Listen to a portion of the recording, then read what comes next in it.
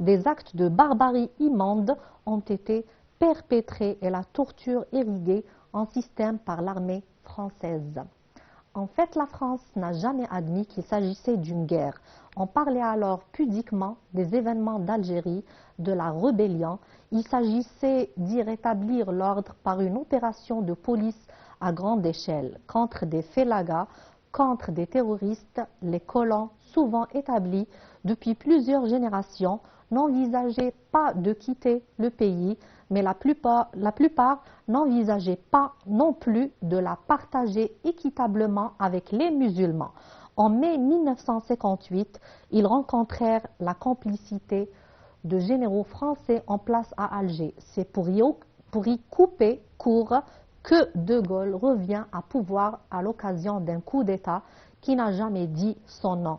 Il promeut d'abord une véritable intégration de l'Algérie à la France en accordant enfin la citoyenneté et les droits politiques aux musulmans et en mettant en branle le plan de Constantine destiné à industrialiser un pays encore largement agricole. Dans le même temps, l'effort de guerre s'intensifie afin de mettre l'armée de libération nationale, l'ALN, à genoux et les populations civiles algériennes sont regroupées dans des camps sous le contrôle de l'armée française. De Gaulle finit par s'incliner en proposant l'autodétermination. Ces tergiversations qui prirent 4 années, 1958-1962, ont ouvert la voie à la constitution et au déploiement de l'organisation de l'armée secrète, l'OAS, composée de colons fascisants qui sema la mort tant en Algérie qu'en France en avril 1962. Les attentats imputables à l'OAS sont en moyenne de 10 par jour pour la seule ville d'Alger. Son objectif consistait notamment à laisser l'Algérie comme en 1830. C'est d'après Marie-Blanche Taon, Algérie, la guerre contre les civils, 1998. Vous avez des mots qui sont difficiles. On a pu donner l'explication de ces mots. On a l'insurrection, c'est le soulèvement armé. On a immonde, ignoble, que la morale rejette. On a promu, du verbe promouvoir, qui veut dire encourager ou bien approuver. Passons à la première partie des questions. Il s'agit bien sûr de la compréhension de l'écrit. On a la question numéro 1. L'auteur de ce texte est favorable à la guerre d'Algérie ou bien défavorable à la guerre d'Algérie. Troisième proposition, indifférent à la guerre d'Algérie. Vous allez recopier la bonne réponse. La question numéro 2. Relevez dans le deuxième paragraphe 4 marques de la subjectivité, entre parenthèses, la présence de l'auteur. La question numéro 3. Dans le deuxième paragraphe, l'auteur veut, premièrement, défendre un point de vue ou bien donner des explications ou bien donner des exemples. La quatrième question, relevez dans le texte 4 termes désignant les combattants algériens. La cinquième question, il s'agissait d'y établir l'ordre. Il promeut d'abord une véritable intégration. Elle est après celle du Vietnam. À quel terme renvoient les pronoms le Y, il et celle? La sixième question, parmi ces 3 propositions, une seule reprend une idée du texte, dites laquelle. Donc on nous a proposé 3, vous allez choisir. On a la guerre d'Algérie est exceptionnelle car elle était propre. La guerre d'Algérie est exceptionnelle car elle était destructrice. La guerre d'Algérie est exceptionnelle car elle était courte. Vous devez recopier la bonne réponse. La 7e question, à quel paragraphe renvoie chacun des buts suivants? Montrer le caractère impitoyable de la guerre, rétablir les vérités sur l'indépendance de l'Algérie, donner les causes du déclenchement de la guerre, dénoncer la stratégie destructrice de l'armée française. Vous avez dans le paragraphe numéro 1, 2, 3 et 4. La question suivante, complétez le passage ci-après en employant les mots suivants. Vous avez rébellion, guerre et événement. Les Français n'ont pas accepté le fait que c'était une. On disait qu'il s'agissait des ou de la, vous complétez par les mots proposés. 9e question. Des actes de barbarie ont été perpétrés par l'armée française. Réécris la phrase ci-dessus en commençant ainsi. L'armée française. Vous avez remarqué ici qu'on doit commencer par la fin de la phrase. Vous allez deviner qu'il s'agira de la voix passive. Donc vous commencez par l'armée française et vous faites les transformations qu'il faut. La dernière question de la première partie, proposez un autre titre au texte. On nous a déjà donné un titre au texte, mais vous devez donner un autre, vous proposez un autre. La deuxième partie, c'est la production écrite, traiter l'un des deux sujets. Le sujet numéro 1, dans le cadre d'un débat sur la guerre d'Algérie qui sera organisé dans votre commune, vous avez été désigné par vos professeurs pour y participer. Donc, vous faites le compte rendu objectif de ce texte, environ 100 mots que vous mettrez en ligne sur le site du lycée. On a déjà parlé du compte rendu objectif. Ça concerne deux parties. La première, c'est l'étude du paratexte, plus le thème général. La deuxième partie, ça sera le contenu. Le sujet numéro 2, pour commémorer le 5 juillet, votre professeur vous a choisi afin de raconter quelques événements qui ont marqué l'histoire de l'Algérie. Rédiger un récit. Donc, vous n'allez pas rédiger un texte argumentatif ni explicatif. Vous allez rédiger un récit pour relater ces événements, raconter ces événements. Votre travail paraîtra dans la revue de votre établissement. Donc, vous avez le choix entre deux sujets. Aujourd'hui, on va voir le deuxième sujet. Donc, on doit rédiger un récit pour relater ou bien raconter des événements en relation avec la guerre de libération algérienne dans le but de faire quoi? De commémorer le 5 juillet. Donc, après une petite pause, on revient pour quelques explications et les réponses des questions posées auparavant.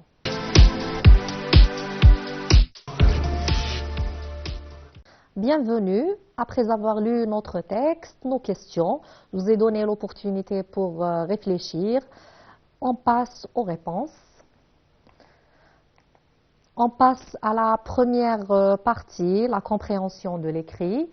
Bien sûr, quelques conseils, l'utilisation du brouillon, souligner les mots-clés, relever le champ lexical ou bien les champs lexicaux si vous avez pu relever plusieurs mots. Donc le thème ici, après la lecture de notre texte, on a pu identifier que le thème c'est la guerre. On a parlé de la guerre d'Algérie. Champ lexical du mot guerre, on peut relever des mots ou bien des expressions. On a le mot colon, on a felaga, meurtrière, ALN, victime, armée, OS, et on a également manifestation. Donc, ça appartient au même champ lexical du mot guerre. Donc, d'après le paratexte et après la lecture de notre texte, on peut dire qu'il s'agit d'un document d'histoire. Il ne s'agit pas d'un texte argumentatif ni autre chose. C'est un document d'histoire. Pourquoi? Parce que ce sont des dates liées à des événements. Passons à la réponse de la première question.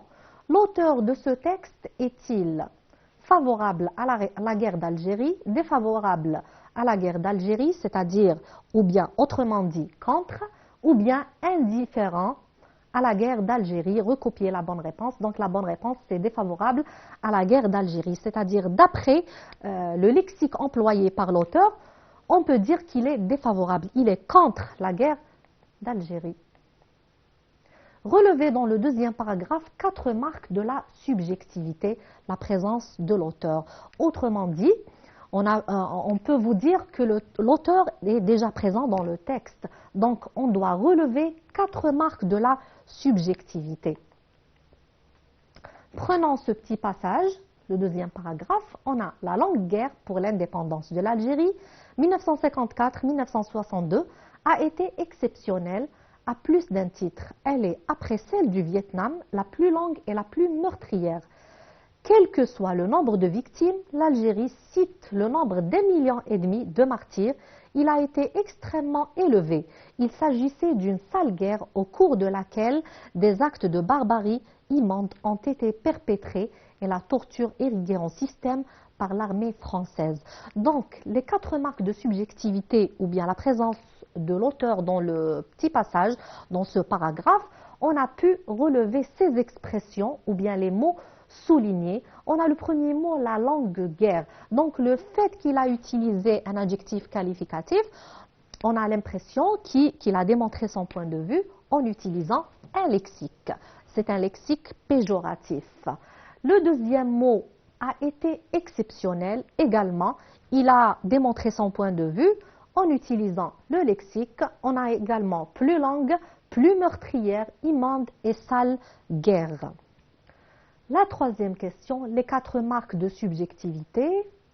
Donc, un rappel, longue guerre, exceptionnelle, plus longue, plus meurtrière, sale guerre et immonde. C'est le lexique péjoratif, c'est ce qu'on avait dit tout à l'heure. Dans le deuxième paragraphe, l'auteur veut défendre un point de vue, ou bien donner des explications, ou bien donner des exemples.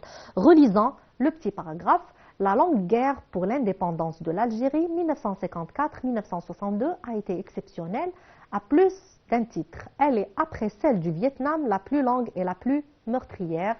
Quel que soit le nombre de victimes, l'Algérie cite le nombre d'1,5 million de martyrs. Il a été extrêmement élevé. Il s'agissait d'une sale guerre au cours de laquelle des actes de barbarie immondes ont été perpétrés et la torture érigée en système par l'armée française. Donc, dans ce petit passage, l'auteur défend un point de vue. Passons à la réponse suivante. Les 4 termes désignant les combattants algériens. Donc, on a pu relever ça au début. Après la lecture de notre texte, je vous ai dit qu'il faut relever les mots les plus importants et identifier d'autres mots appartenant au même champ lexical. Donc, on a pu relever Félaga, terroristes, musulmans, nombreux Algériens. C'est-à-dire ici, ce sont des mots qui ont remplacé le mot déjà proposé. La 5e question, à quel terme renvoient les pronoms y, il et celle dans plusieurs passages? Donc, il faut toujours relire pour identifier l'antécédent. En fait, la France n'a jamais admis qu'il s'agissait d'une guerre. On parlait alors pudiquement des événements d'Algérie, de la rébellion. Il s'agissait d'y rétablir l'ordre par une opération de police à grande échelle contre des Félagas. Donc le Y ici, ça remplace l'Algérie. C'est-à-dire ici, il s'agissait d'y rétablir. Ici, on pose la question où, automatiquement, on aura la réponse en Algérie. Dans ce petit passage, on doit identifier le « il ». C'est pour y couper court que De Gaulle revient au pouvoir à l'occasion d'un coup d'État qui n'a jamais dit son nom. Il promeut d'abord une véritable intégration de l'Algérie à la France. Donc, automatiquement, ici, on pose la question qui promeut, automatiquement, la réponse, ça sera De Gaulle. 3e passage, la longue guerre pour l'indépendance de l'Algérie, 1954-1962, a été exceptionnelle à plus d'un titre. Elle est après celle du Vietnam. Donc, posons la question, celle, c'est quoi? On aura la réponse, la guerre. Et ces pronoms qui ont été utilisés, c'est juste pour éviter les répétitions. La 6e question, parmi ces 3 propositions, une seule reprend une idée du texte, dites laquelle. On nous a donné des propositions. La guerre d'Algérie est exceptionnelle car elle était propre. La guerre d'Algérie est exceptionnelle car elle était destructrice. La guerre d'Algérie est exceptionnelle car elle était courte. Automatiquement, la réponse, ça sera la guerre d'Algérie est exceptionnelle car elle était destructrice, d'après notre texte. La 7e question, à quel paragraphe renvoie chacun des buts suivants, buts recherchés par l'auteur? Donc, les réponses, dans le paragraphe numéro 1, c'était donner les causes du déclenchement de la guerre. Et bien sûr, les réponses ici vont vous aider pour la deuxième partie, c'est la production écrite. Donc, donner des causes du déclenchement de la guerre. Dans le deuxième paragraphe, c'est montrer le caractère impitoyable de la guerre. Dans le troisième paragraphe, dénoncer la stratégie destructrice de l'armée française. Et on a le dernier paragraphe, rétablir les vérités sur l'indépendance de l'Algérie. Passons à la question suivante. Complétez le passage ci-après en employant les mots suivants. On nous a donné 3 mots qu'on doit placer. Les Français n'ont pas accepté le fait que c'était une guerre. On disait qu'il s'agissait des événements ou de la rébellion. La 9e question. Des actes de barbarie ont été perpétrés par l'armée française. Réécris la phrase ci-dessus en commençant ainsi. Automatiquement, la phrase, c'était commencé par l'armée française. Autrement dit, c'est inverser la phrase. Pour commencer, on peut mettre l'armée française a perpétré des actes de barbarie. On comprend d'une manière indirecte qu'il s'agissait de la voix passive. Automatiquement, dans la première phrase, on avait le verbe des actes de barbarie ont été perpétrés. Donc, on a un temps qui comporte 2 auxiliaires et un participe passé. Pour transformer, ce qu'il faut faire, la première des choses, c'est éliminer la 2e auxiliaire et garder le même temps de conjugaison, c'est-à-dire un temps composé. Donc, ça nous donne l'armée française a perpétré des actes de barbarie. Passons à la question suivante. 10e question, c'était proposer un titre au texte, accepter tout titre en relation avec la problématique. Donc, comme exemple, on a donné l'histoire réelle de la guerre d'Algérie. Donc, c'est la dernière question de la première partie. Passons à la 2e partie, c'est la production écrite. Je vous ai dit auparavant qu'on a choisi le sujet numéro 2 pour commémorer quoi? Le 5 juillet, votre professeur vous a choisi afin de raconter. Si on veut dire raconter, c'est relater. Raconter, c'est relater ou bien quelques événements qui ont marqué l'histoire de l'Algérie. Rédiger un récit, donc le mot le plus important c'est récit, pour relater ces événements. Votre travail paraîtra dans la revue de votre établissement. Comme chaque type de texte, ça doit comporter 3 parties, une introduction, un développement et une conclusion. Puisqu'il s'agit d'un document d'histoire, on va lier des événements à des dates. Donc, comme introduction, je vous donne un exemple. De 1830 à 1962, l'occupation française n'a réussi qu'à causer la souffrance du peuple colonisé en expulsant les Algériens de leurs propriétés et en les remplaçant par des immigrants maltais, grecs, espagnols, italiens. Les indigènes étaient dépossédés de leurs terres. Deuxième partie.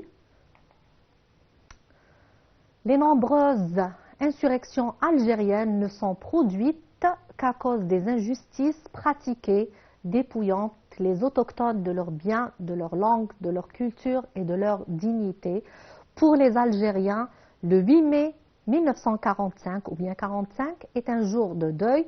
Ce jour-là, alors que l'Europe fêtait l'anéantissement du nazisme, des dizaines de milliers de musulmans furent assassinés par les Français sur l'ensemble du territoire algérien, 45 000 morts. Il s'agit du développement. Le peuple algérien n'a plus d'espoir d'une paix durable et est entré en rébellion le 1er novembre 1954 et l'indépendance a été proclamée le 5 juillet 1962. Il y a eu plus d'1,5 million de morts algériens. Donc, j'ai pu vous donner un exemple sur le deuxième sujet qui était relaté des événements en relation avec la guerre de libération algérienne et dans le but de commémorer le 5 juillet 1962. Ce que je vous donne comme conseil, c'est que votre paragraphe doit contenir 3 parties.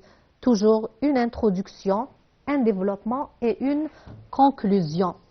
Je vous donne le conseil que l'introduction et la conclusion sont bien sûr plus courts que le développement. Sans oublier qu'à chaque fois, il faut diviser votre rédaction en 3 parties. Et ça se voit d'après quoi? D'après l'alinéa. C'est quoi l'alinéa?